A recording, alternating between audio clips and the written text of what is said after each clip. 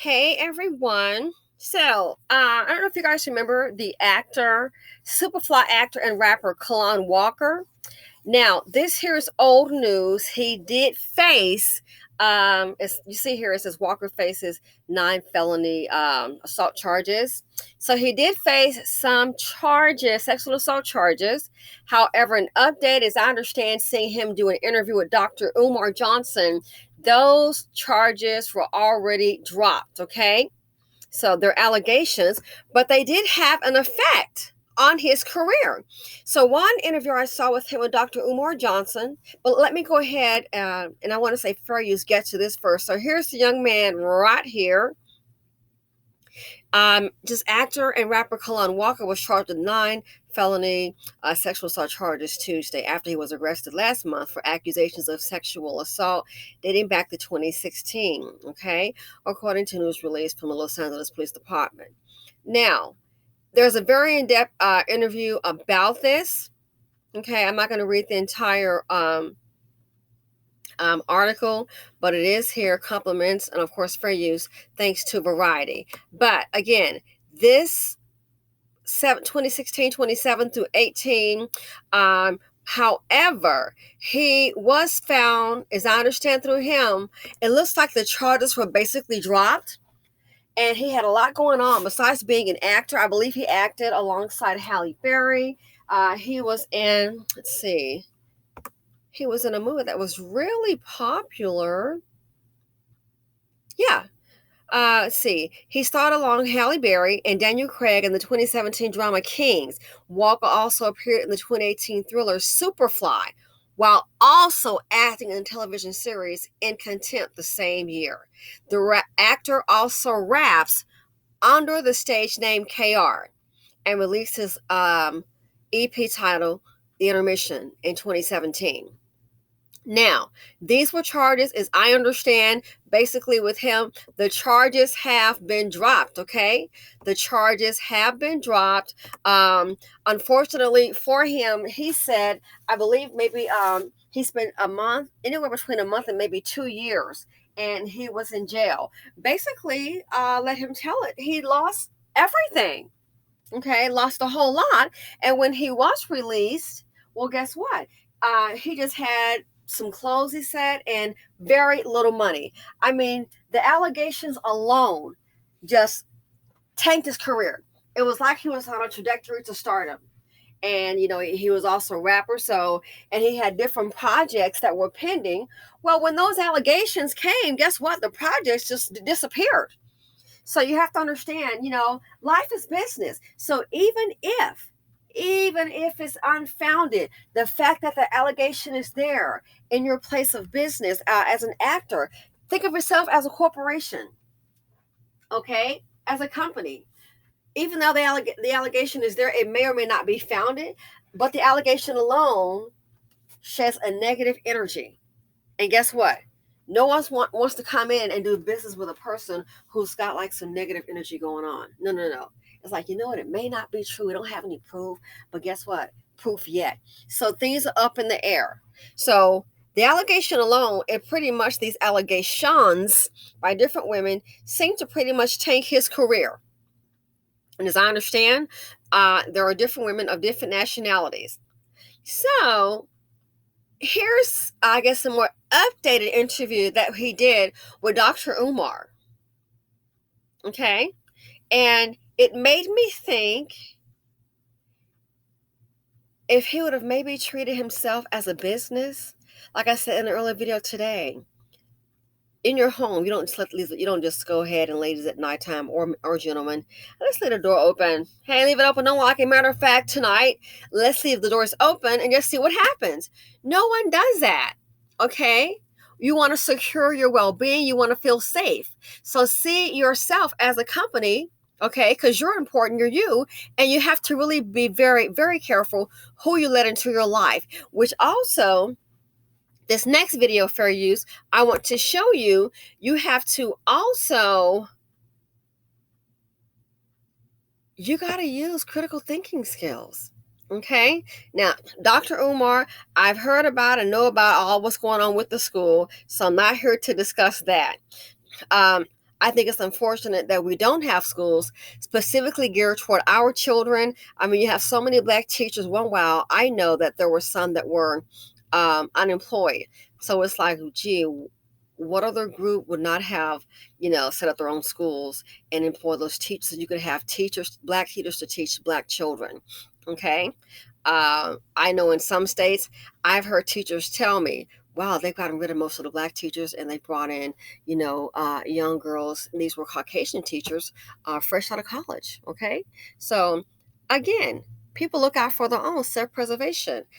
It would be great when the African Americans can get on the same board. That would be great, but I'm not going to hold my breath for that. Speaking collectively. So I've heard about that with Umar, Dr. Umar, and the school, and oh my gosh. So not here to discuss that. What I do want to look at is that now this is only one man, one person here. Okay, we're speaking about Kalan Walker. This is only one man, but I want you to listen specifically, and I believe it's on with Dr. Umar's King Kong Consciousness on their IG. I want you to hear a statement that he said, that he made about women. And I'm like, maybe that's why you got into that situation. I'm just saying. I don't know. It also makes you wonder, is this what a lot of black men think? Especially when they're in that, sports oriented. So here we go. Fair use. Like for example, if I approach a black girl, white girl, Latina girl, Hispanic girl, I approach the women who are, God damn it, Umar, you feeling layers. I approach the women who I knew were gold diggers because I grew up watching the videos of the big booty girls and all the girls and those girls, and I know to stay away from them, but I wanted that fantasy of seeing what it's like to be with them. Okay. All races of women. I approached and I went out with them. And I know they were only around me for money, and I was okay. You hear that?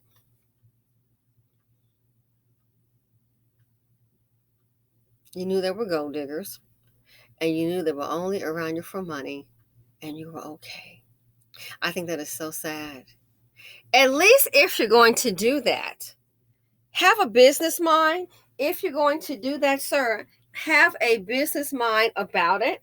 And if you're going to listen, you're going to throw a party, there's something so simple called an NDA, a non-disclosure agreement. Now, I'm not, not to hurt women, but you can have it say whatever the heck you want to say, and they can read it. Most probably in what he's dealing with, I'm not going to read, but they're going to sign.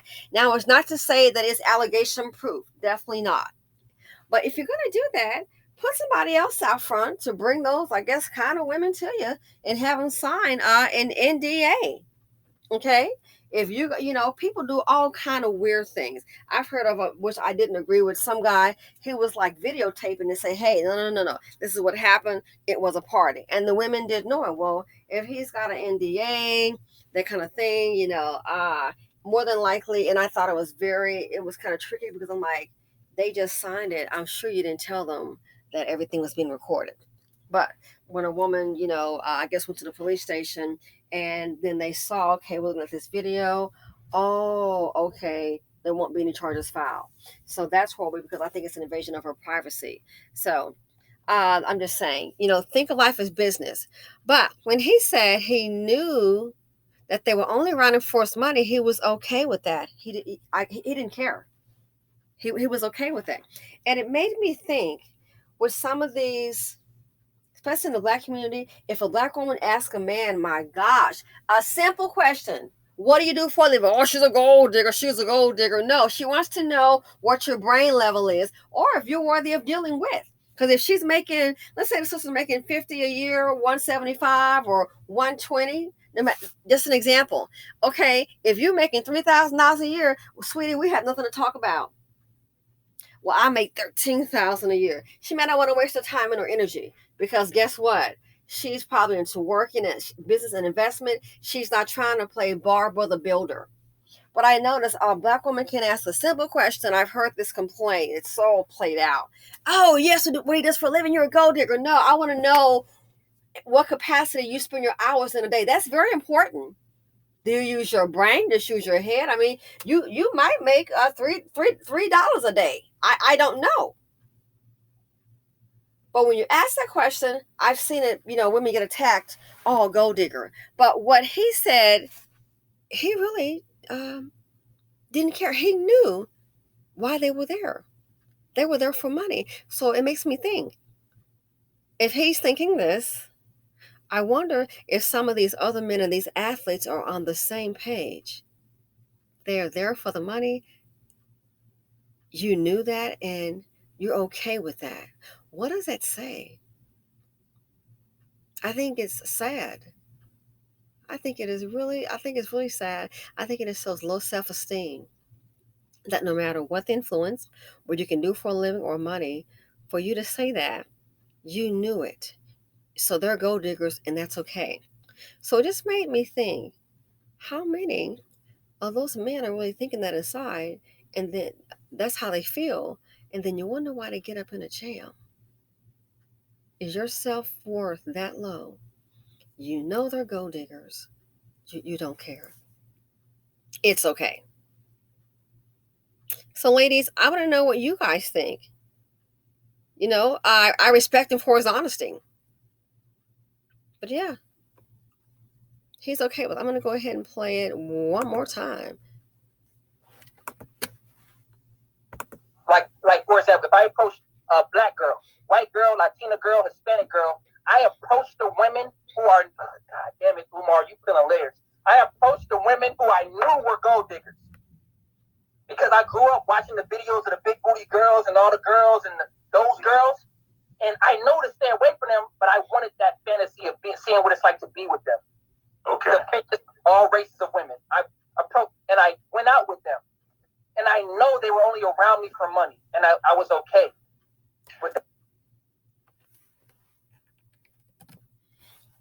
So you think these athletes, with all the girls and women around them, these guys know that these women are there for advantage? And I guess some are okay. I think he's speaking for a lot of men. Now, I do want to say, in my opinion, it's probably okay when it's the non-melanated. I'm just saying, this is my opinion. It's okay. But I thought about it, I said, wow, black women can just ask a black man what he does for a living, and all of a sudden she's a gold digger. Really? I don't have if somebody asks me what I do for a living, hell, I can tell them.